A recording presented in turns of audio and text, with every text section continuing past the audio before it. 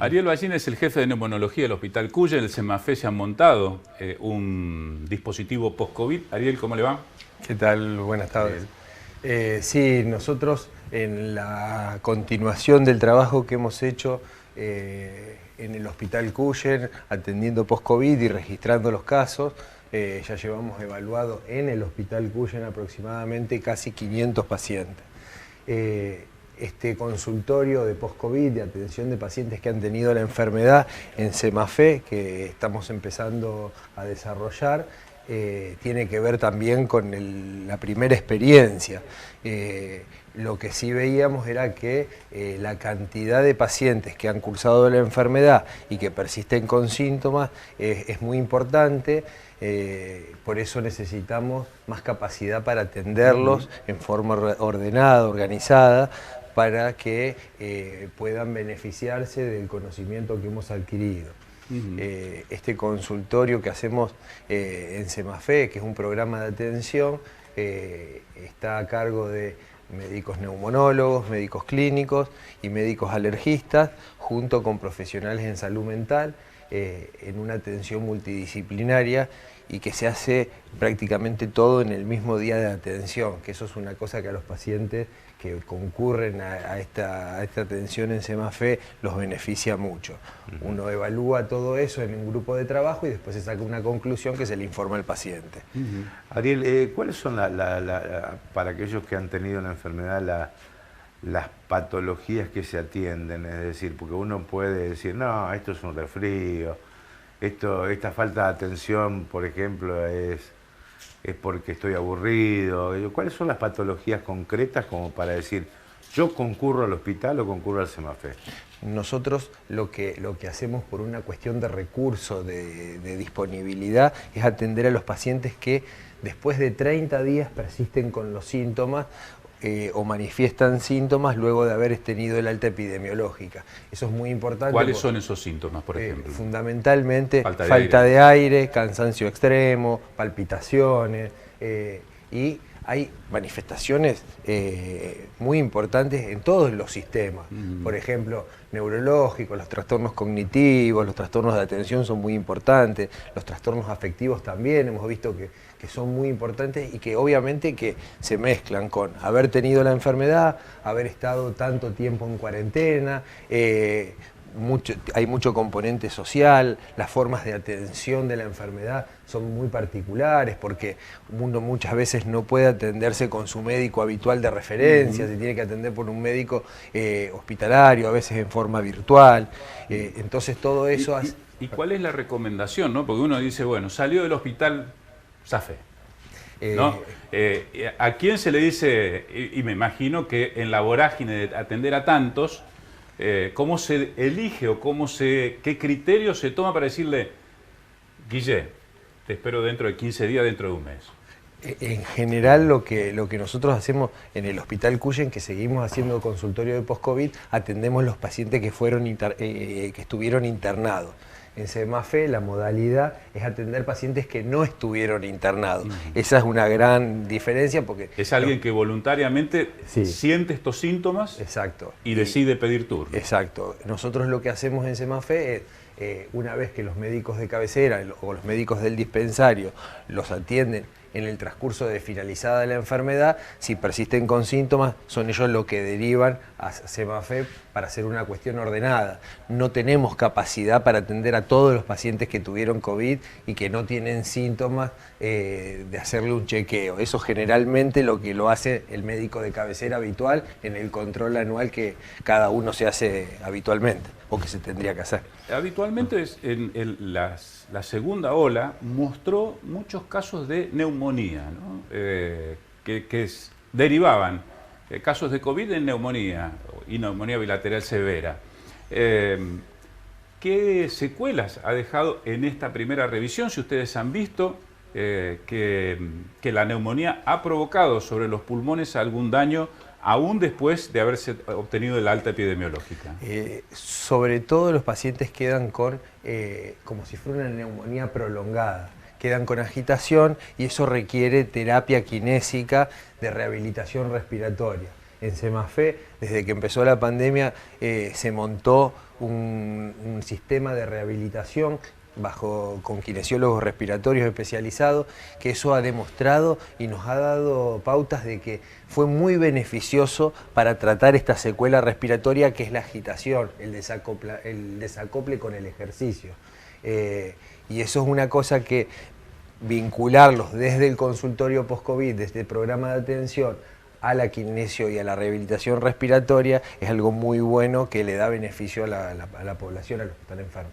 Guillermo hablaba de 6 meses. ¿Son así 6 meses? ¿Es más? Yo sé que es variable, ¿no? Pero depende de cada paciente, me imagino, ¿no? Pero yo me quedé con un par de frases de Ariel. Dice, trastorno afectivo, ¿no?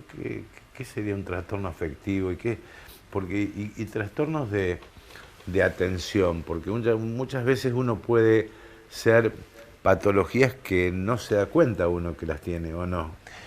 Los trastornos emotivos, tanto de angustia como de ansiedad, son muy frecuentes. Los trastornos de atención, los déficits de atención también, y son muy difíciles de percibir porque uno termina de tener una enfermedad muy importante. Por eso, si uno sigue y persiste y la familia nota o uno nota eso, la consulta en este consultorio post-COVID después deriva en atención con profesionales de salud mental o con neurología en el caso que lo refiera. Con respecto a la duración del post-COVID, eso que vos referías recién, es muy interesante desde el principio de la pandemia, que ya llevamos casi 2 años. Al principio decíamos 2 meses, después 3, después 4, y a medida que uno va pudiendo desarrollar los estudios, estamos viendo que ya dicen 8, 9, eso es muy variable porque la enfermedad es muy nueva y todavía los registros no son completos en ningún lugar del mundo. Los registros más viejos tienen 1 año y medio. ¿Qué puede pasar con aquellos que ven? ¿Puede darse que alguien que ha tenido COVID, que tenga su esquema de vacunas completo, pueda llegar a contagiarse ante la variante Delta? Sí, nosotros tenemos ya bastante población vacunada con 2 dosis y algunos, por ejemplo, yo me he enfermado con las 2 dosis completas. Con la variante Delta, obviamente que expone lo mismo que las variantes anteriores. Lo que fundamentalmente da como beneficio el calendario completo de vacunación con las 2 dosis para COVID es que reduce la mortalidad, reduce los cuadros graves, no reduce en forma ya manifiesta, ya demostrada, el contagio. Eso todavía no lo tenemos demostrado con mucha precisión. En los estudios iniciales, cuando empezaron a salir las vacunas, pensábamos que sí, pero todavía no está comprobado, obviamente porque los vacunados recién llevan 1 año de colocarse la vacuna y los estudios todavía también están en proceso. ¿Hay un rango etario especial en este tema? Es decir, los síntomas o patologías se registran en mayores o en menores o... Nosotros en todos los casos que tenemos registrado tenemos un rango etario muy amplio. Nosotros atendemos solo adultos, no atendemos niños, pero hemos tenido gente muy grande y gente muy joven que han quedado con limitación física y psíquica en forma importante. Al principio de la pandemia, en la primera ola, teníamos mucha afectación, mucho porcentaje de pacientes que tenían más de 65 años. En la segunda ola eso cambió y tuvimos pacientes mucho más jóvenes. Esperemos que en la tercera ola no venga, pero podríamos pensar que la población joven va a seguir siendo afectada. No sabemos si tiene que ver con la inmunidad que ya crearon los que estuvieron enfermos o si las vacunas tienen que ver con ese rango de edad que fue bajando en el desarrollo de la pandemia. Ariel, algunos optan, bueno, yo estoy con un problema de dificultad para respirar o algún problema de arritmia, qué sé yo, bueno, voy a dedicarme a la actividad física, a ver si soluciona. ¿Eso es conveniente o no? Parece la base de la rehabilitación respiratoria.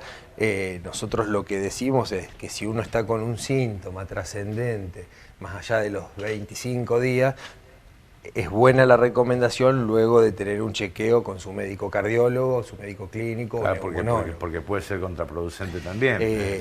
Hemos encontrado una manifestación, un abanico muy grande de manifestaciones luego de tener la enfermedad. Por eso la recomendación por ahora es muy prudente y siempre recomendamos que tengan una consulta médica, porque solucionar un síntoma en forma autodidacta por ahora nos parece riesgoso. Preferimos que tengan la consulta. Sí. Aquellos que tienen estos síntomas, bueno, son turnos programados, tengo entendido, ¿no? Sí, los dispensarios atienden a la gente en atención primaria y nos derivan a los pacientes ya con el turno programado. O sea, no tienen que ir al CEMAFEN. No, generalmente lo que hacemos por ahora, esta modalidad, es sacan el turno para la atención con su médico habitual y ellos lo derivan y van directamente al CEMAFE con un turno dado, y ahí es donde le realizamos todos los estudios, como dijimos recién. Lo hacemos por ahora los lunes, los martes y los jueves al mediodía, y se ven aproximadamente 8 pacientes por día. Ya estamos aumentando, estamos tratando de ver cómo hacemos con algunas situaciones especiales para cubrir mayor demanda. Ariel, gracias por su tiempo. Muchísimas gracias.